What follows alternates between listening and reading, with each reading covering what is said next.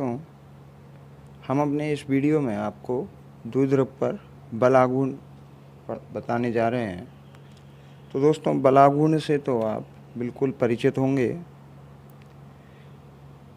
ठीक है, बल आघूर्ण हम 11वीं क्लास में पढ़ चुके हैं। तो यहाँ हमारे इस टॉपिक में दोस्तों एक समान वैद्युत क्षेत्र में द्विध्रुव पर बल आघूर्ण ज्ञात करना है।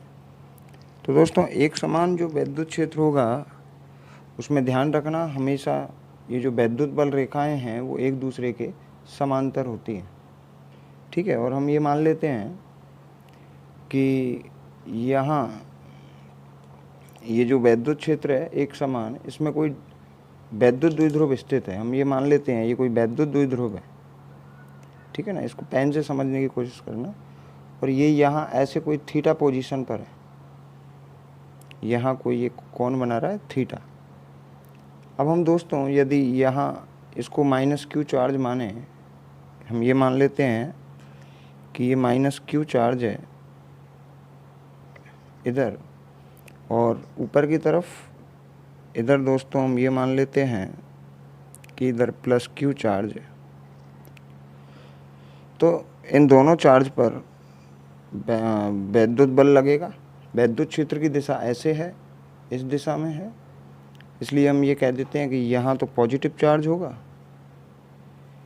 जब वैद्युत क्षेत्र की दिशा ऐसे होगी, क्योंकि पॉजिटिव टू नेगेटिव होती है दोस्तों, तो इधर हम ये मान लेते हैं इधर कहीं पॉजिटिव चार्ज है और इधर कहीं नेगेटिव चार्ज है।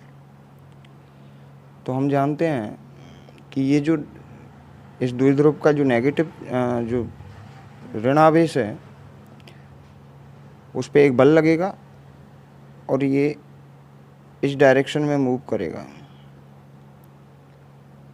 ये इस डायरेक्शन में मूव करेगा -q चार्ज। और ऐसे ही ये जो +q चार्ज है ये ऐसे ये नेगेटिव प्लेट है, हम ये मान लेते हैं इस नेगेटिव चार्ज की तरफ अट्रैक्ट होगा और इस पर इधर फोर्स लगेगा। फोर्स की वैल्यू QE हम जानते ही हैं। अब दोस्तों होगा क्या कि जब ये फोर्स लगेगा इस सिरे पे और इस सिरे पर, तो ये जो वैद्युत द्विध्रुव है वो ऐसे घूमने का प्रयास करेगा, ऐसे घूमेगा ये इसमें। और कब तक घूमेगा? जब तक ये स्थायी अवस्था में नहीं आ जाता, मतलब जब तक ये रुक नहीं जाता। तो दोस्तों इसी कारण इसके इस सिरे पर तो जब ये ऐसे थीटा एंगल पर होगा तो इसको ऐसे बल आघूर्ण ऐसे घुमाने का काम करेगा, इस तरीके से और इस तरीके से एक बल आघूर्ण कार्य करेगा इसके ऊपर। और ये आवेश ये जो द्विध्रुव है वो ऐसे रोटेट होकर और यहाँ स्थायी अवस्था में आ जाएगा।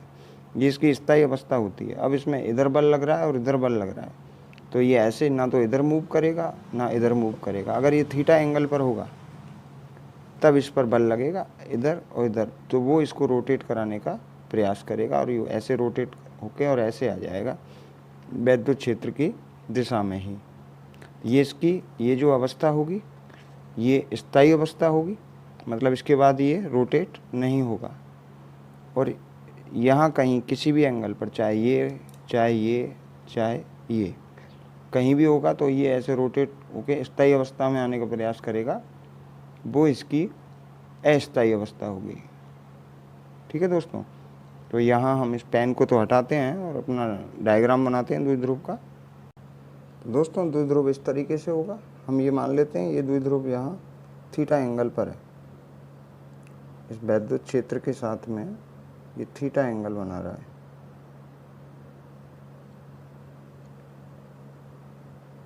यहाँ हम ये थीटा एंगल शो कर देते हैं। हम ये मान लेते हैं वैद्युत क्षेत्र के साथ थीटा एंगल बना रहा है। इसको कोई भी पॉइंट मान लेते हैं दोस्तों, ये ए पॉइंट मान लेते हैं, ये बी मान लेते हैं और ये पॉइंट मान लेते हैं हम सी। तो दोस्तों यहाँ हम जब बल आघूर्ण कैलकुलेट करेंगे तो हम पहले जूनियर में पढ़ चुके हैं बल आघूर्ण का फॉर्मूला। बल आघूर्ण बराबर होता है बल गुना बलों की क्रिया रेखाओं के मध्य लंबवत दूरी।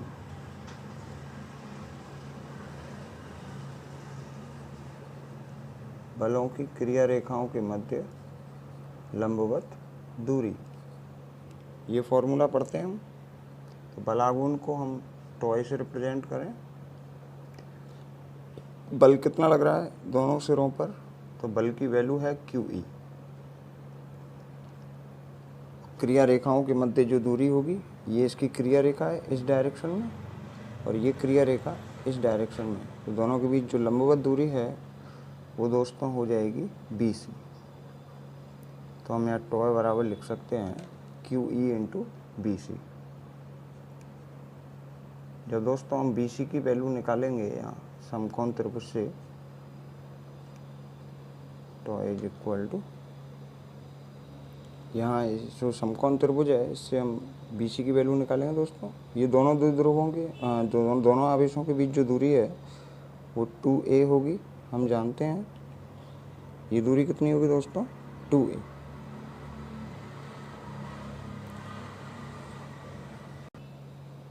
तो हम दोस्तों यहाँ इससे लिख सकते हैं डायग्राम से,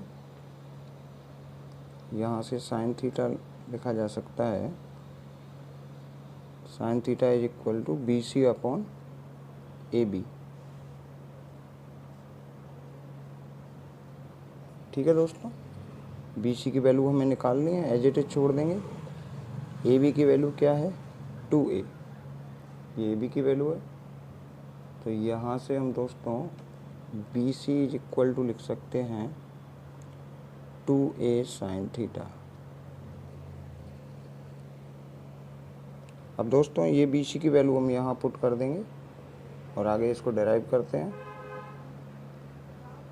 तो QE is equal to QE into होगा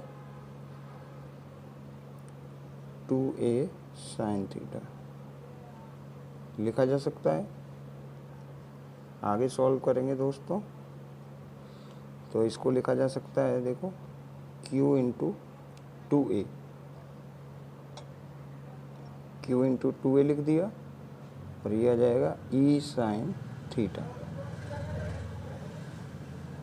Q इंटू 2a क्या लिख सकते हैं दोस्तों, P लिखा जा सकता है, Q इंटू 2a P लिखा जा सकता है, और E की वैल्यू एज इट इज है।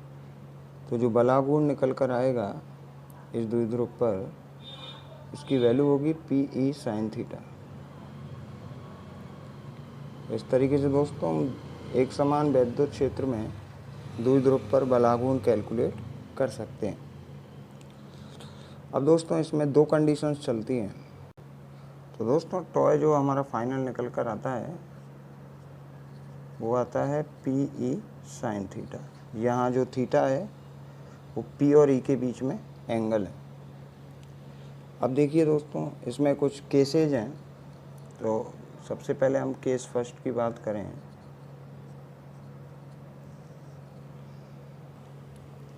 यदि दोस्तों थीटा, केस फर्स्ट में हम ये लिख सकते हैं, यदि थीटा की जो वैल्यू है वो आपके 0 डिग्री है। थीटा 0 डिग्री का मतलब ये है कि जो द्विध्रुव है वो आपका ऐसे रखा है, मतलब वैद्युत क्षेत्र के साथ कोई एंगल नहीं बना रहा है। तो इस पर बलागुण क्या होगा, इस पे दोस्तों ये इसकी स्थायी अवस्था होती है, तो इस पे इसका जो बलागुण होगा वो 0 होगा, मतलब इस पर कोई भी बलागुण काम नहीं करेगा। यहाँ हम PE साइन 0 लिख सकते हैं। साइन 0 की वैल्यू जैसा कि हम जानते हैं 0 होती है, तो वो इस टॉय को क्या कर देगी, 0 कर देगी। केस सेकंड की बात करें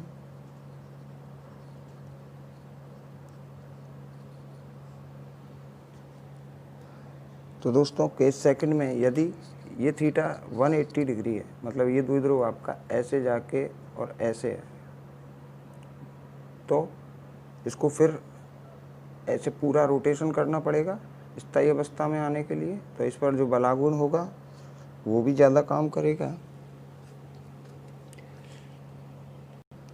नहीं दोस्तों सॉरी, इस पे बलागुण काम नहीं करेगा, क्योंकि वही जब ये थीटा अवस्था में होगा, theta is equal to 180 degree पे होगा, तो जो टॉय की वैल्यू होगी वो यहाँ भी 0 होगी।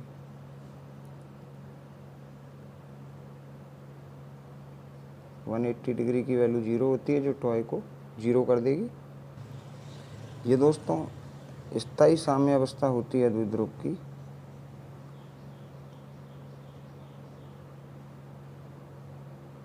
ये अवस्था स्थायी साम्यावस्था होती है और ये अस्थायी साम्यावस्था होती है, जो कि स्थायी नहीं होती क्योंकि इसमें ये घूम जाता है।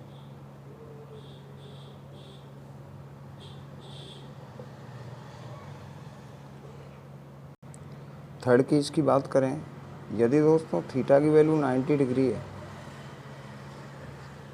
थीटा 90 डिग्री है,